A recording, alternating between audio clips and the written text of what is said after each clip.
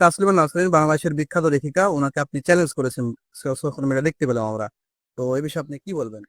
দেখুন, প্রথমত চ্যালেঞ্জ শব্দটা আমি কোনো জায়গাতে বলিনি, শব্দ আমি দিওনি। এটা আমার উপরে ভুল একটা শব্দ।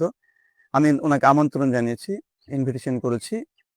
কেন করেছি বলতে গেলে, দেখেন, নাস্তিকতা একটা ওয়ার্ল্ড ভিউ, অ্যাথিজম একটা ওয়ার্ল্ড ভিউ, আর আমরা থিয়েস্টিক একটা ওয়ার্ল্ড ভিউ। দীর্ঘদিন যাবৎ ধরে এটা নিয়ে মত পার্থক্য চলে। তো আমাদের নাস্তিক, বিশেষ করে বঙ্গীয় নাস্তিক যারা আছে, তারা বলে যে আসলে মুসলমানরা তারা লজিক দিয়ে, যুক্তি দিয়ে তারা আলোচনা করতে চায় না, তারা সবসময় চাপাতির ভয় দেখায়। তারা মুক্ত মনে তারা আলোচনা করবে এই সুযোগ তারা দেয় না, এবং তারা এটাও দাবি করে যে আলোচনার সুযোগ দেওয়া হোক। তো আমি লক্ষ্য করলাম যে না, সম্প্রতি বিভিন্ন জায়গাতে এই ধরনের আলোচনা, যেহেতু সোশ্যাল মিডিয়া এখন প্ল্যাটফর্ম চলে এসেছে, সেক্ষেত্রে কেনই নয়। তাসলিমা নাসরিন তিনি যেহেতু একজন অ্যাথিস্টিক ওয়ার্ল্ড ভিউকে ফলো করে, আমরা থিয়েস্টিক, আমরা ওয়ার্ল্ড ভিউ ফলো করি। তো অ্যাথিস্ট এবং থিয়েস্টদের মধ্যে মূল পার্থক্য যেটা, সেটা কনসেপ্ট অফ গড। গডকে তারা ডিনাই করে দেয়, আমরা এগ্রি করি। তো এই ক্ষেত্রে আলোচনা কেন নাই, এটা হওয়া উচিত, এবং আলোচনা এটা প্রশস্ত করা উচিত। এই জন্য তাকে জাস্ট একটা খোলা পত্র জানানো হয়েছে। আমি আশা রাখি যে তিনি আমাদের মন্তব্যে সাড়া দেবেন। আচ্ছা, এখন পর্যন্ত কি তার পক্ষ থেকে কোনো রকম কোনো প্রতিক্রিয়া পাওয়া গেছে আপনি দিতে এসে? দেখুন, এখন পর্যন্ত কোনো প্রতিক্রিয়া পাইনি। মোটামুটি 48 ঘন্টা হয়ে গেল।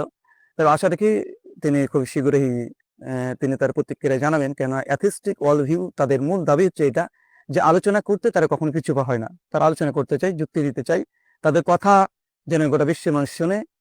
এখানে নাকি যারা ধার্মিক, তারাই নাকি কথা বলতে দিতে চায় না। তো আমরা তো তাকে তার আমন্ত্রণে অ্যাকসেপ্ট করি, তো আমরা তাদেরকে আবার নতুন করে আমন্ত্রণ করেছি।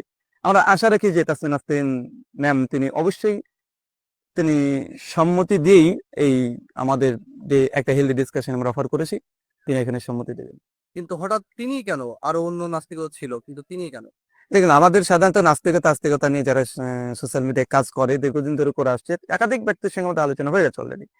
দেখেছি বাংলাদেশের বিখ্যাত একজন ব্লগার আসাদ নূর, তার সঙ্গে ডিবেট হয়ে গেছে অলরেডি। আরো যারা কাজ করে তাদের সঙ্গে আলোচনা হয়ে গেছে। তাছাড়া নাসরিন তিনি যেহেতু অনেক পুরাতন মানুষ, 94-এ তিনি বাংলাদেশ থেকে ত্যাগ করেছেন। এটা দীর্ঘদিন তার একটা সফর, তার একটা জার্নি। তো এই ক্ষেত্রে তিনি একজন বিজ্ঞ ব্যক্তি।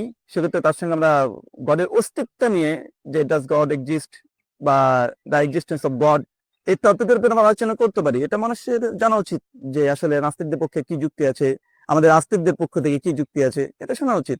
এটা একটা জ্ঞান গর্ভত আলোচনার একটা বিষয়।